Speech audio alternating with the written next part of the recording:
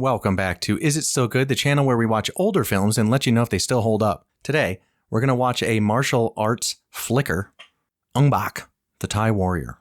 But first, let's try to show you guys a couple of my books.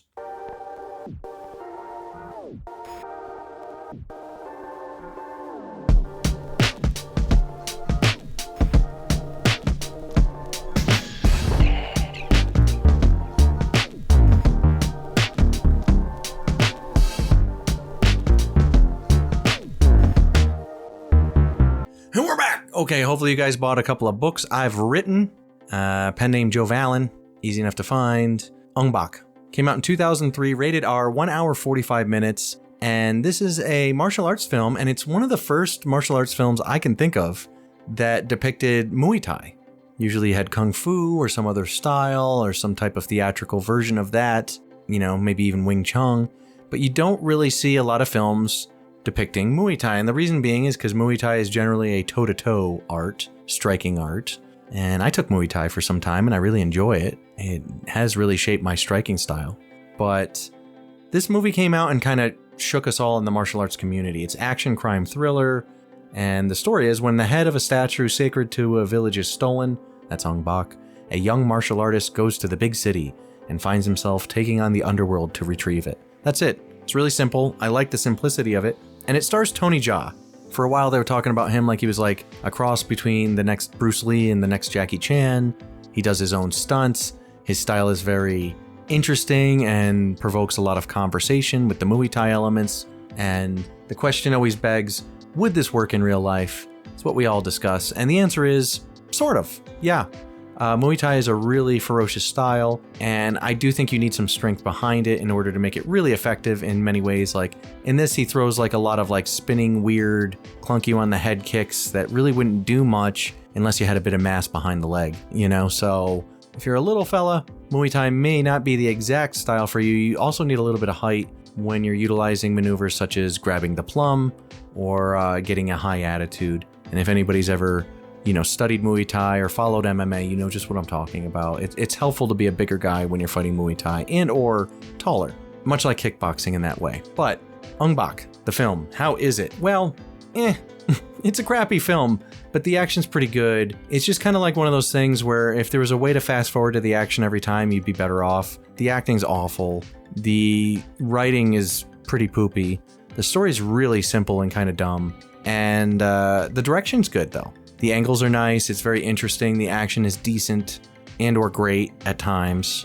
You know, just the intro of his actual style, like actually I even like how the movie starts with like everybody having to retrieve a flag from this giant tree, and it's really brutal. They're just kicking each other out of the tree. And of course, it is Tony Jaa who plays the part of Tim Prada Pew or whatever they call him.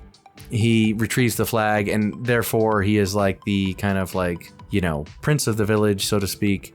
And he is selected to go retrieve Ong Bak when its head is removed by guys looking to sell it, right? Something like that. It's a goofball film. It's totally a goofball film. The action's pretty cool. I like seeing, I love that initial sequence where Tony Jaa gets stuck in like the fighting ring, and this guy's making a big showing, and he says F Muay Thai, and he comes running at him, and Tony Jaa just hits him with that just like front kick that just drops him straight to his back, and like it's over. That's it. I love how that was done. It was just very instant, to the point.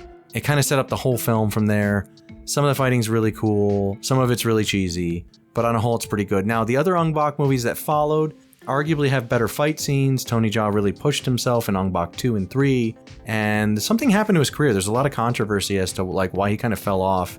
Like he's in like expendable films, I think, is kind of like just ancillary background character.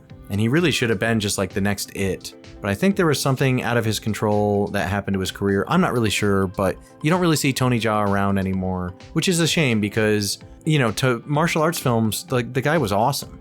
And this was sort of the start. So it's a good movie as far as it's pivotal in the martial arts community. If you're not into any of that stuff, are you going to like it? No, it's crap.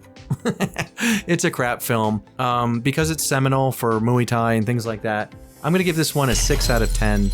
I do think it's watchable in that way, and it does have some good scenes, but the characters' voices alone are just so grating and dumb, and some of the action scenes are really dumb. but he does manage to pull off some like really incredible stunts, and some of the fighting sequences are really great, and the direction really complements that. So because of that, I give it a 6 out of 10. If you're a big martial arts fan, maybe a 7. But other than that, I think most of you could skip it, to be honest. If you're not really heavy into action and or martial arts, you're not going to get much out of this movie. If you like that stuff, however, this is going to be a treat in certain sequences, for sure. So, yeah, I know, kind of a mixed review. It's a crappy movie with some cool parts, basically. So I hope that helped. And let me know what you think in the comments about Ong Bak. If you searched Ong Bak and found this review, go ahead and leave it in the comments what you thought of the film. Anyway, that is it for me, and I will see you guys next Friday on Is It Still Good?